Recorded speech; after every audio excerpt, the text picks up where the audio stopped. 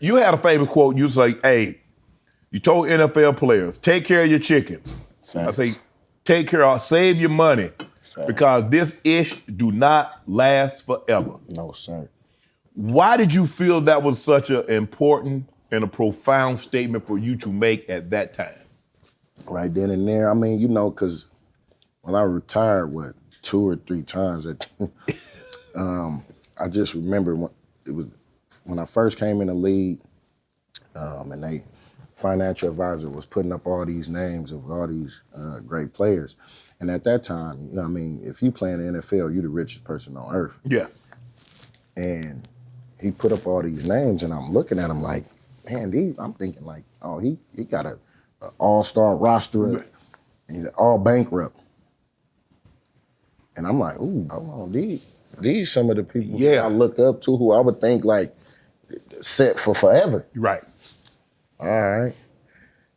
And then after I went to the Raiders and I come in the locker room and I heard some of the young bulls, they was in there chopping it up about, I got bread.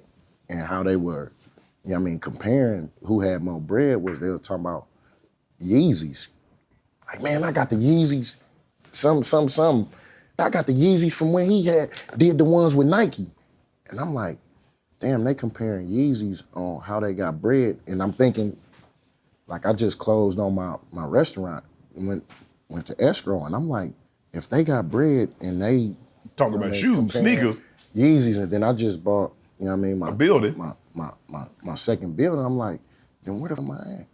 So instantly I go over there, I holler at him, and I kick game with him on, some situations. And like, damn, OG. And when they said that, like, oh, I kind of felt it on me, to give the little young bull some ism. Mm-hmm. Same thing when I had got back to Seattle that round. And it was like, I knew I was on, I'm not gonna say my way out, but I knew it wasn't no coming back for me this time. Right. And gave me an opportunity, and realistically, the last thing that you'll get from me while I was in the league was basically telling the younger generation that coming up, little to take care of, for when you're done, you like you were just saying a little earlier, you going over here doing it with the Amish and, now you just living life and enjoying. After you done put in so much time at work, when you done, you should be able to reward yourself with whatever it is that you want to do. Right. Make sure you take care of what you need to, so when you come to that time, you can do that. Right. Did you ever think when you came into the league that you would be that wise elder statesman that was passing on that info, that you was gonna be the OG?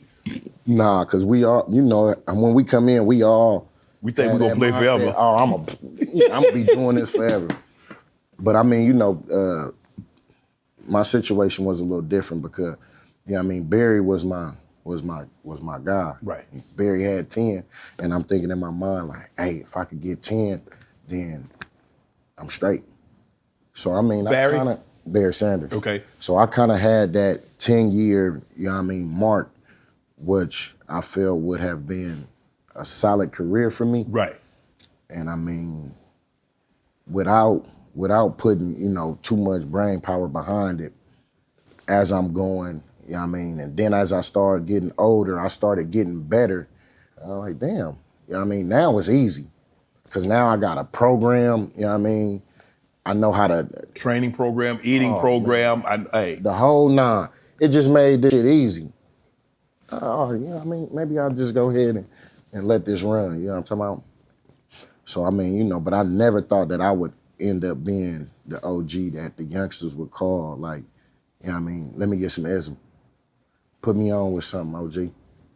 But when I did, it was like, shit, it ain't no different. Because where I was at, I always stayed in a position to where I was giving back.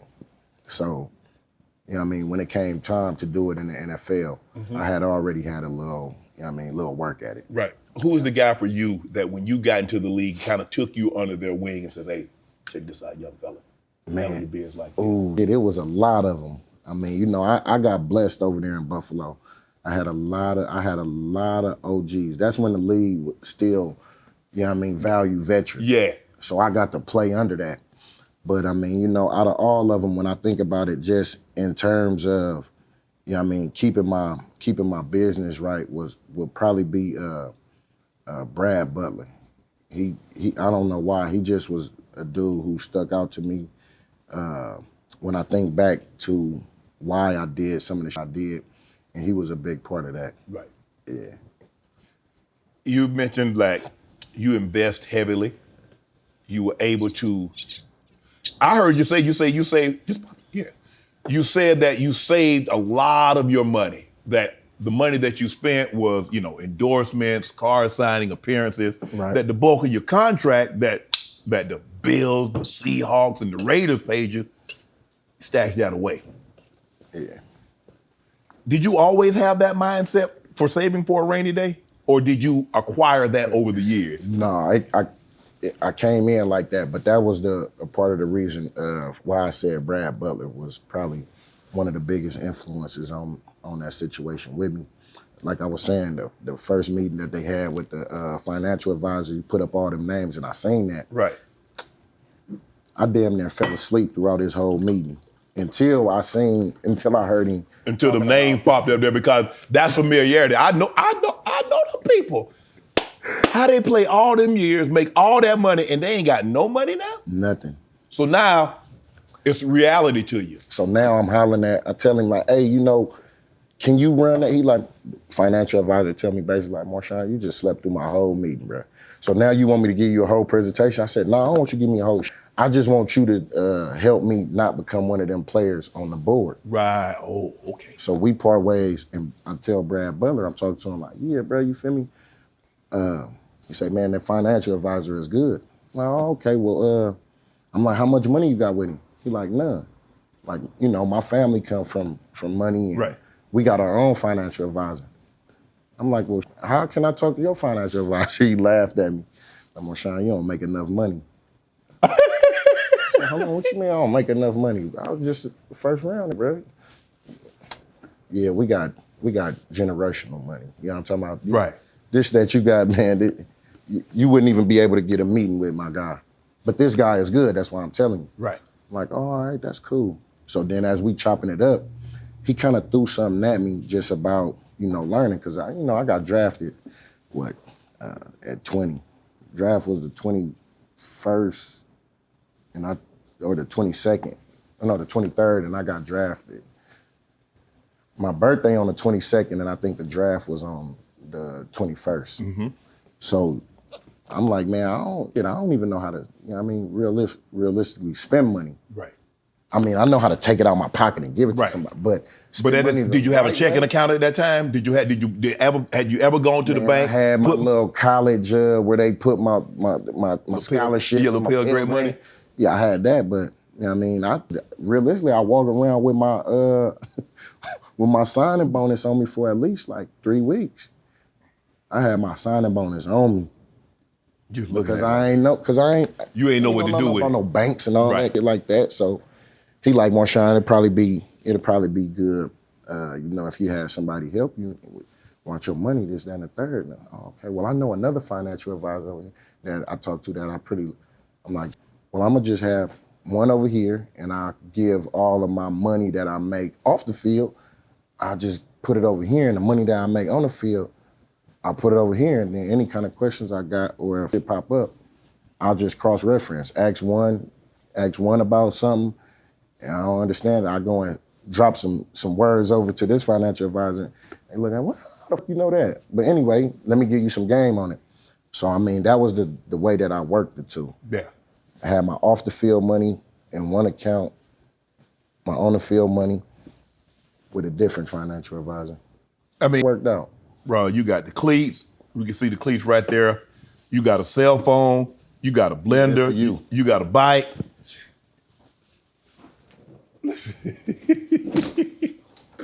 You got a blender.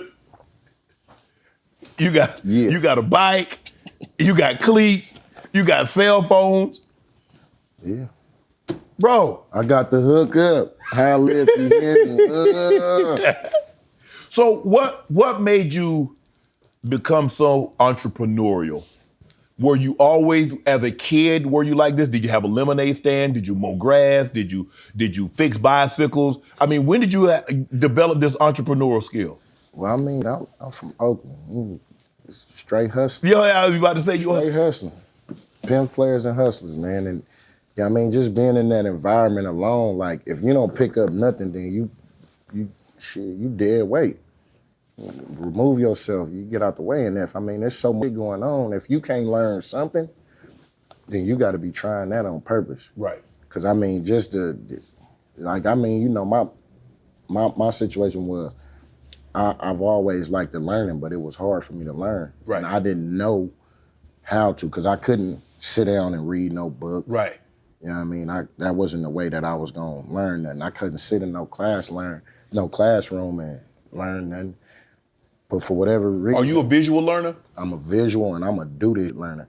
So when I go out in the streets and I see them doing it, but I have to do it myself in order to actually get a grasp of it. Okay. So, you know what I mean? So as I started to, as I grew, did sold this, sold that, got into this, got into that, okay.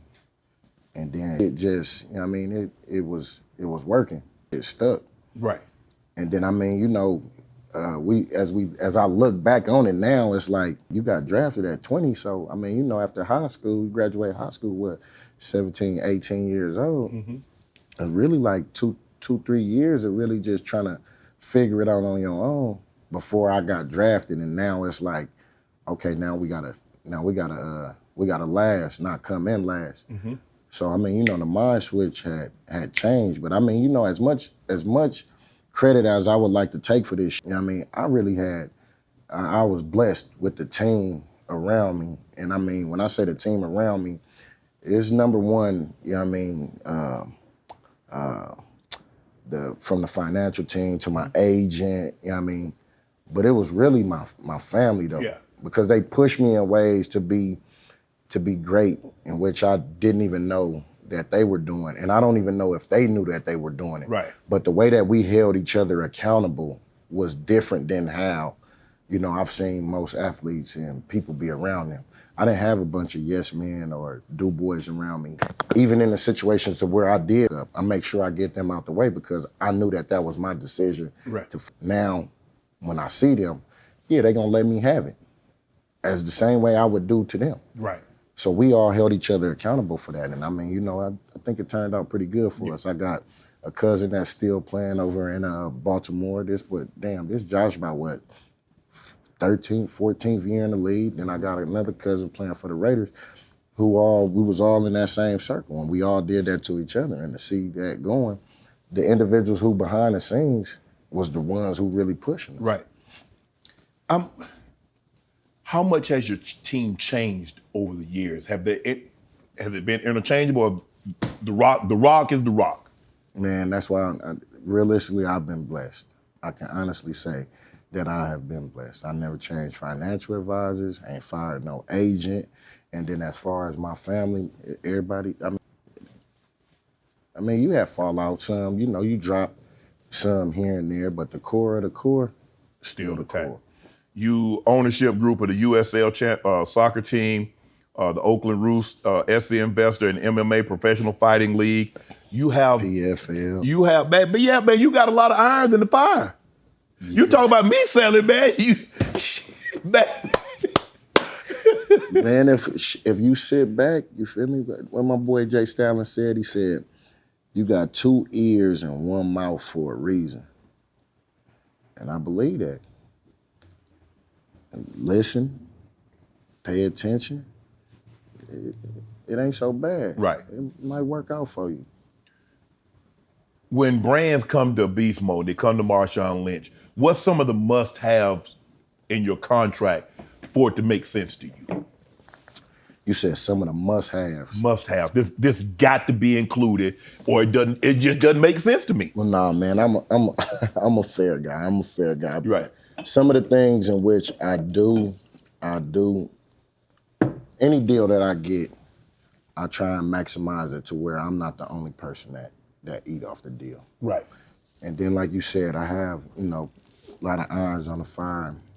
In that situation, when I think about it, okay, I have a production company. So if somebody come and they want to do some type of media, okay, well, hire my production team. All right, I got a stylist and hair. All right, hire them to get me right. And we go from there.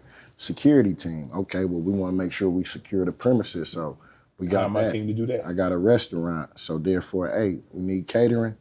We're gonna rock like that. So any way that there is an opportunity for me to bring on any of the other businesses that I have, then I'm gonna do that for sure. I like that. That's like a 360.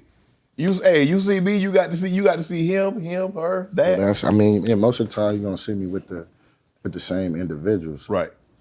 And so therefore it's just like, I'm gonna push for that. But at the same time, I understand, I understand the business to some point where that just might not work. Right. Yeah, but if you got to have those, if you're gonna do catering, I got a restaurant. I'm in the catering business. I'd rather eat this anyway. Hugo's gonna go get me some of them old sloppy ass sandwiches with hella mayonnaise. I don't get down like that. So what we're gonna do is we're gonna have Auntie and them come and bring them greens, them red beans and rice. Some yam. Yeah, you feel what I'm talking about? You got oxtails over there? We got oxtail for sure. Oxtails. The place banging like that? Come on now, man, it's just the truth. You feel me? This ain't made up. You got a clothing brand, Beast Mode. And on Super Bowl Media Day, you had the Beast Mode gear on. You said you walked around with your signing bonus for almost 3 weeks, check uncashed. When you finally cashed the check, what was the first purchase? Big purchase you got. The first was mom's house. Okay. Got mom a crib. Got mom's house. And the real estate in Buffalo was pretty cheap. I got something nice. And to be honest with you, my first year when I got my check, the biggest purchase I was going that I'd say I was spending was, we was cleaning up shit. My brother had just went to jail, so bail and lawyer fees, a lot of lawyer fees, a lot of lawyer Serious fees. crime? A lot of lawyer fees. He did what he did. We got past it. I had mine as well. So that was my biggest purchase. But along the way of all of this shit that was going on, and one of the main things that kept me, I say, what is it? They use a word for it. Cheap. Cheap was, I'm like, thrifty. Man, I'll never have to eat top ramen noodles again unless I want to. Right. And like I said, I didn't know what spending money really was. So I'm thinking, you take 100, you go bust that down, that shit gone. Yeah. So that's how I'm thinking every time, motherfucker spend something like that, it's gonna be gone. So, I was holding on to shit. Like, I got drafted in 2007. I didn't buy my house till like 2013, 14, something like that. So I was really trying to hold on to my shit and make my shit last. Right. I remember, I was playing with OGs, you feel me, that old school long money. And we'd go out and go shopping. They going to Gucci, the Louis store, spending $550 on some shit. And I'm like, how? Jordan's 120 and I'm trying to find a jug on them. And I remember probably like my third year in the league was I bought my first pair of Gucci shoes and I had them motherfuckers, I said to you, about 10 years. You held on to them things. Man, I'm telling you, my pride and joy.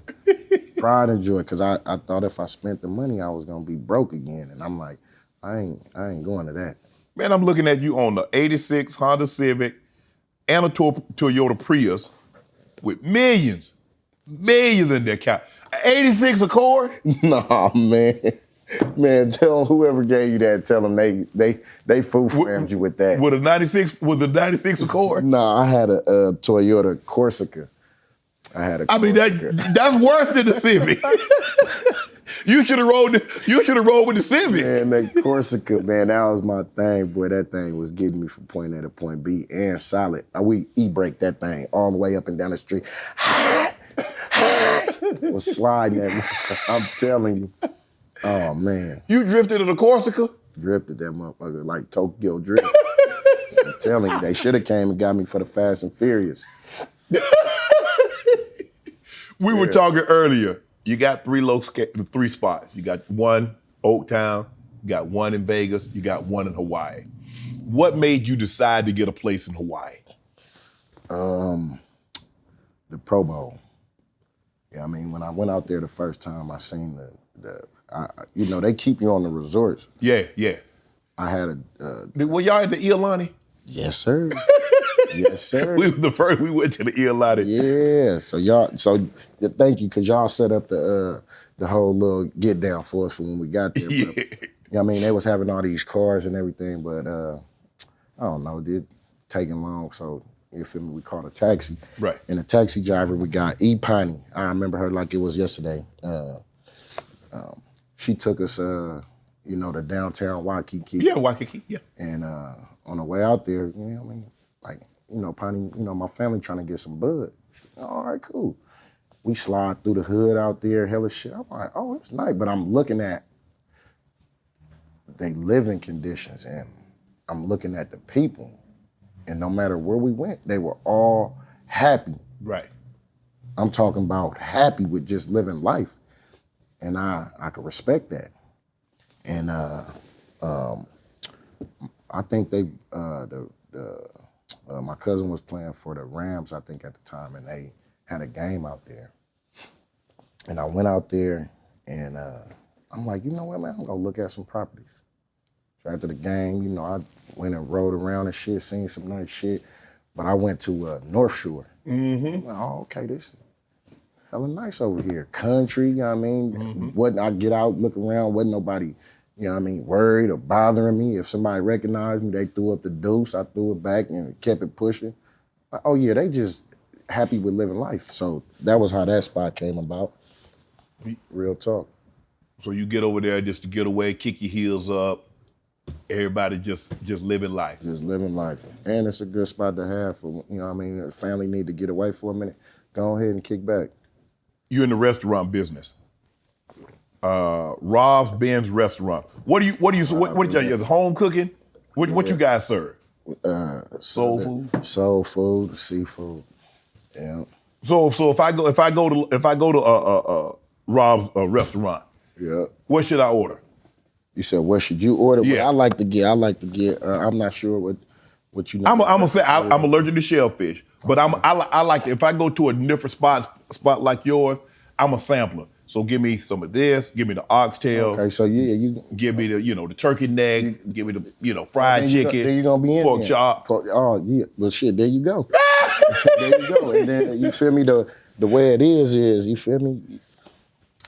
You tell auntie you like something that she don't got on the menu, what she gonna do is she gonna have somebody go get it, and then she gonna ask you how you want it. You gotta get hello. That's how you're. Yeah. I mean, the restaurant is a staple in the community. Right. The lady that I bought it from had it for about 30 years. Right.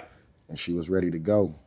So when I acquired it, the name Rob Benz come from my cousin who got killed. Oh. So okay. you feel me? I named it Rob Benz in memory of him. I mean, he was a staple in our community. So for him to live on, that's how we got the name. But yeah, if you looking for something and it ain't in there, auntie gonna make it happen. I mean, all the way down to the desserts. So what's the desserts? I like desserts. I'm gonna take my lactose pills before I go in there because that dairy gonna bother my stomach. But banana pudding? For sure. Peach cobbler. Peach cobbler, yeah. Chocolate cake, lemon cake, the whole nine. Man, I need to get on down there. Where you said that? That's in Oaktown? Mm-hmm. I need to go on down there. You have your own line of cannabis. Doty. Pre-rolls? Yeah. Infused, diamond infused pre-rolls. Yeah. Yeah. Blow like a champ. This man here, hold on. This man got blenders, pre-rolls, he got a tequila, he got cleats, he got a clothing line. I'm trying to do some little shit. Little? Yeah.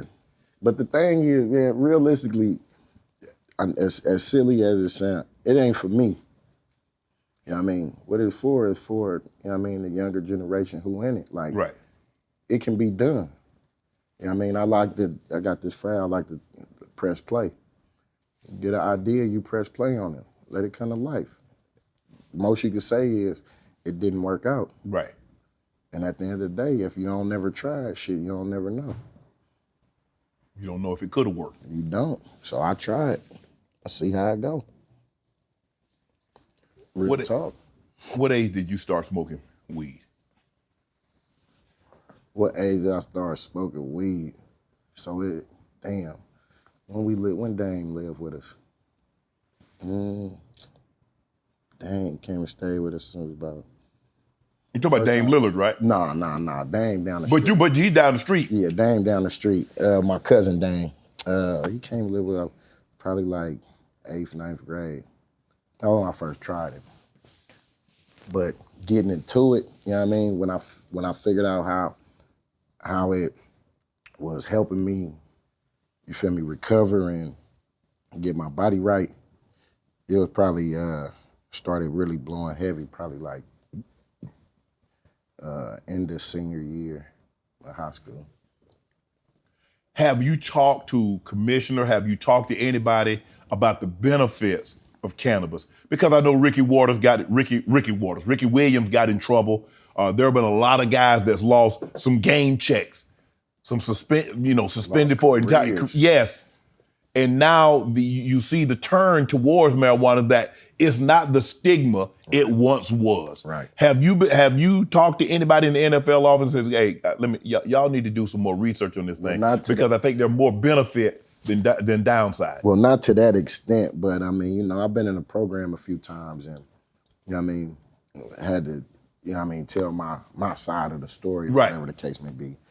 And so, from that angle and then, dealing with, the trainers in the league more so because they want to know, okay, so what do you do? Because they want to figure out how you go out here and run the way you run and then be able to do it again, week in and week out. Right.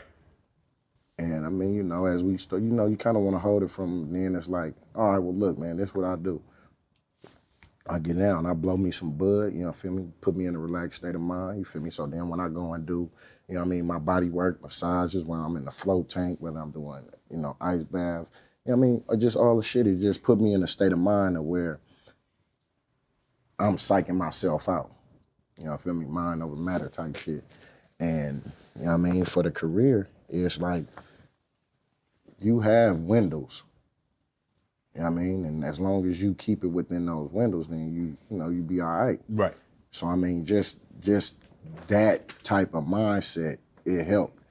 And then those windows when you have to turn it down, I'm not in a position where I'm banging and my recovery time, I don't have to be, here. So it's like, okay, I can cool on this and I can, indulge more into getting into the swimming pool, band workouts or whatever. Because like I said, even with that mindset, I'm trying to last, not come in last. Right. I know I need to take care of my body. Right. So how do I, maintain that? Right. So that worked. You played a very physical style of football, which is not conducive for lasting. Right. You look at the guys that played the style. I'm old enough to remember Earl Campbell. I was a kid with Earl Campbell, and he played a very similar style. And after about 7, 8 years, he just couldn't take it. How were you able to bang like that, game in and game out, year in and year out, and do it over and over again, Beast?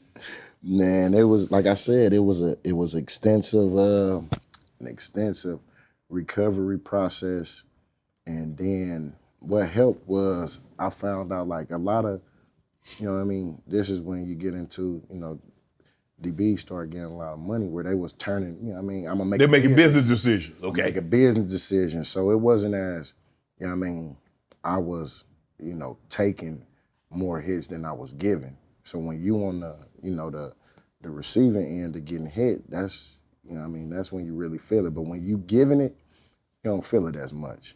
And then, like I said, that dopamine, them protons and neutrons, that shit you release in your brain, I think that shit help as well. Right.